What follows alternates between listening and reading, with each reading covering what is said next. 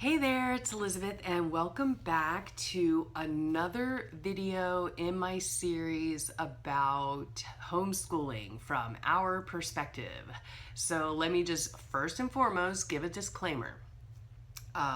These videos are solely the opinions of myself and my children, and they are based on our experiences.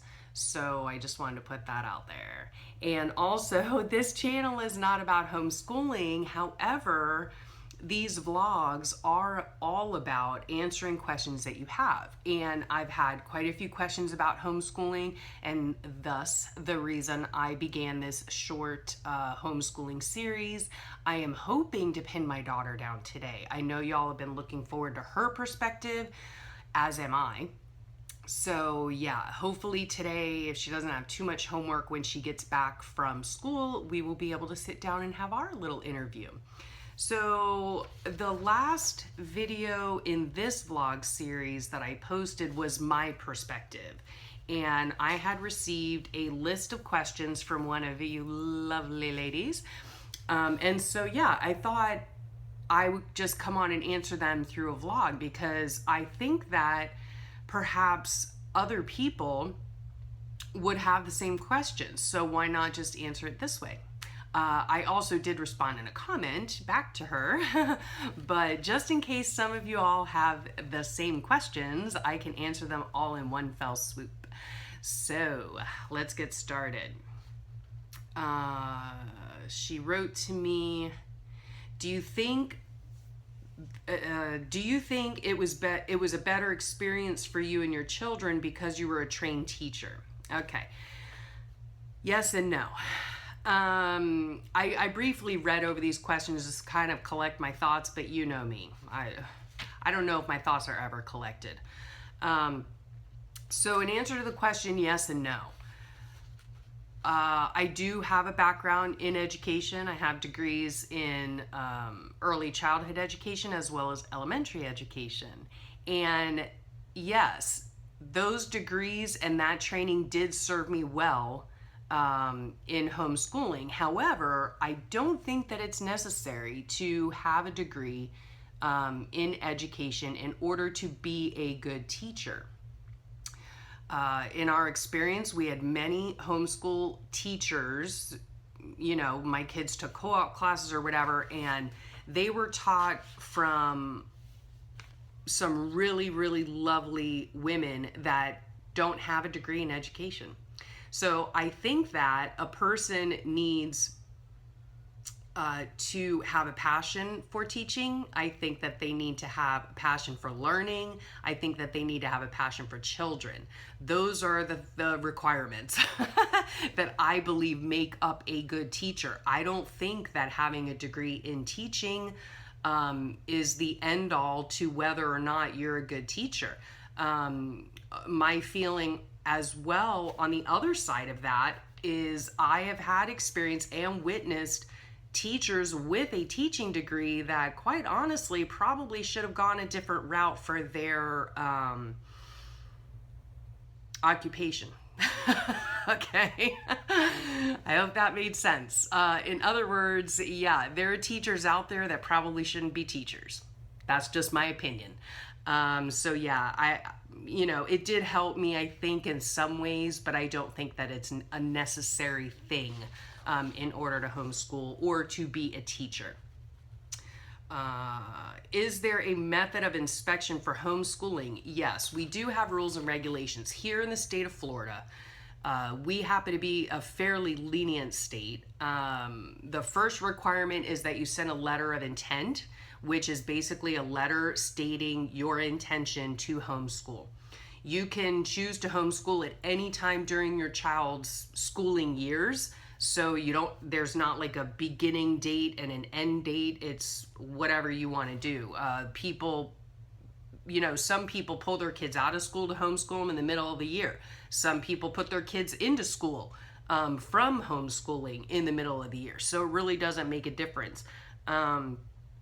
The other thing, another regulation is that we are required to keep portfolios, which in my case, what I used to do is take like a a binder, a 3-inch binder, and I would have dividers in it for each of the subjects. And then within those dividers, I would have, let's say for the subject of math, I would have all their tests. And at the front, I would have like a computer generated that I generated myself, a computer generated grading sheet. So with their final grade at the bottom. And each subject was organized in the same fashion. If it was science class, for instance, I would have all of their tests. I would have their grade sheet at the front. I would have all their tests. I would also have all their lab reports. Another thing I also did just to help the county out, if ever there was a need, was I went and I would actually photocopy the title page of whatever curriculum we were using, and I would put that in also in each divided subject area. We're required to keep a portfolio throughout the year of the current year, plus I believe, if I'm correct, I believe we're required to keep 2 years prior as well, in case the county ever called upon us and wanted to see what we were doing. The county does have the freedom to call on us and evaluate our homeschooling situation. They are, however, not allowed to enter your home. So if, I was never called upon. In my experience, I knew people that were, and generally you would set up a meeting at a public place such as a library, and you would take your portfolio and, perhaps some curriculum books, I don't know, and you would sit down with the county person and go over your homeschooling thing. So there was that. Also, we were required every year to submit either a written evaluation done by a certified teacher, or you could send in standardized test scores as well. So either or, it was either you sent in an evaluation done by a certified teacher or you sent in standardized testing scores. Now, there were different ways you could go about getting standardized testing scores. You could have a certified teacher administer the test directly and specifically to just your child. If you were in a support group, they usually had lists of testing sites that you could go to, and they were all homeschooled kids. The teachers that they brought in were certified teachers, obviously, that were administering and proctoring and proctoring the tests. They had to be certified teachers doing that. And yeah, we would have a testing week at the beginning or sometime in the spring, maybe it was March or something. We'd have a testing week where the kids would go in and take their tests. And yeah, when we got the scores back, we would just simply send them on to the county. So those were the requirements and the laws regarding homeschooling in the state that I live in. I hope that answered your question. Let's see. Oh, she says, quite clearly your children received a really good education, but how do the authorities know that all children are receiving an adequate standard of education? Well, thank you for that lovely comment about my children's education.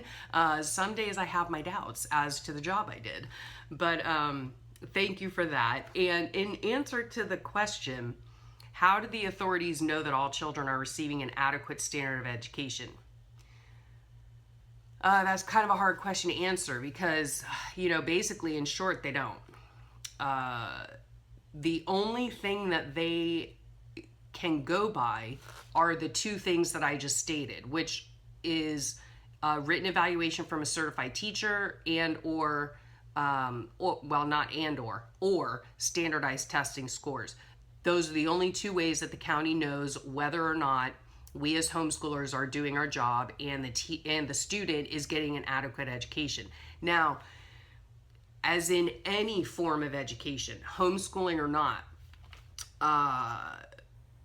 there is no way of knowing if your child is getting an adequate education, quite honestly. In homeschooling, it's completely up to the parent what standard of education you provide for your child. In schooling, public and private school, in my experience, there are plenty of classrooms that, in my opinion, do not reach the standards that I would have for my own children. Unfortunately, that is one of the reasons we chose to homeschool, because we had very high standards for our children. And I didn't feel at the time that our public school system was doing the best that they could do.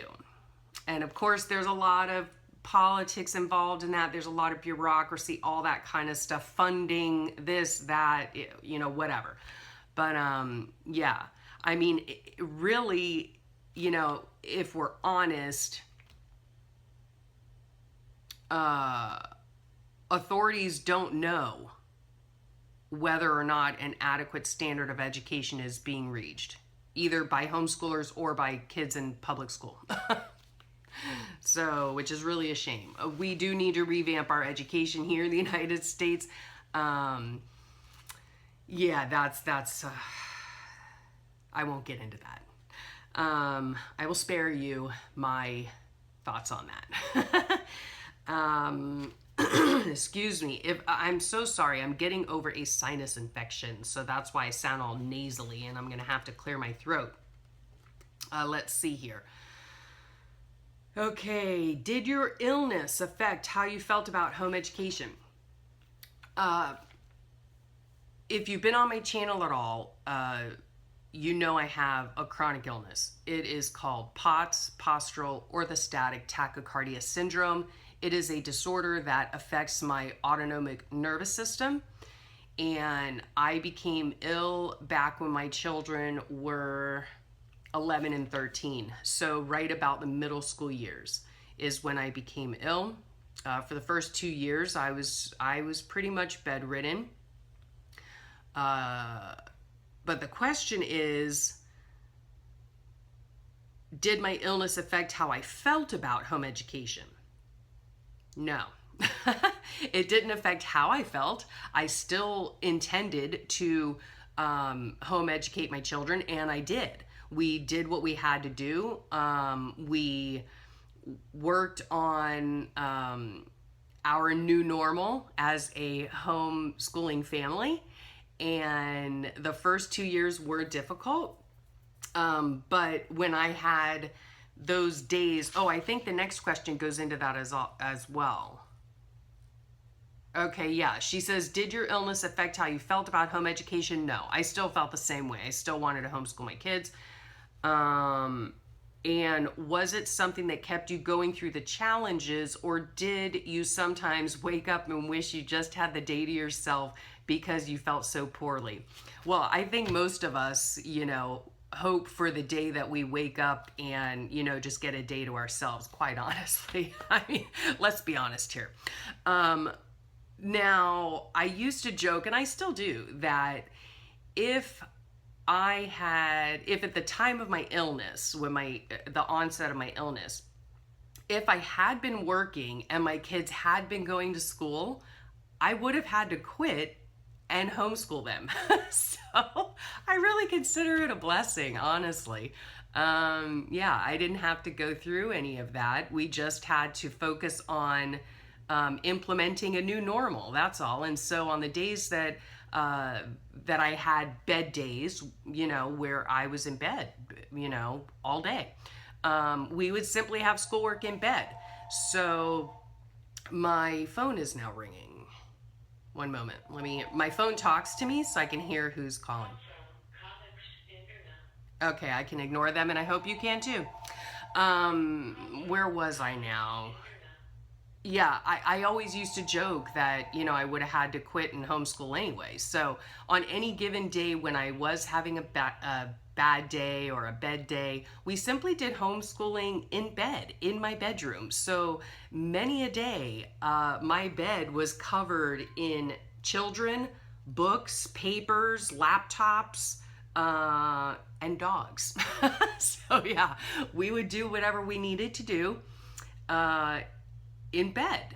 So it worked out, I don't really think the kids missed out on anything. I think the one thing that they would have missed out on in those early years of my illness was, getting out more and being involved in the activities that were going on. But thankfully, because I was part of a homeschool support group, I could count on my friends to include my children and help me out and take them to field trips or certain activities. So that was a major blessing.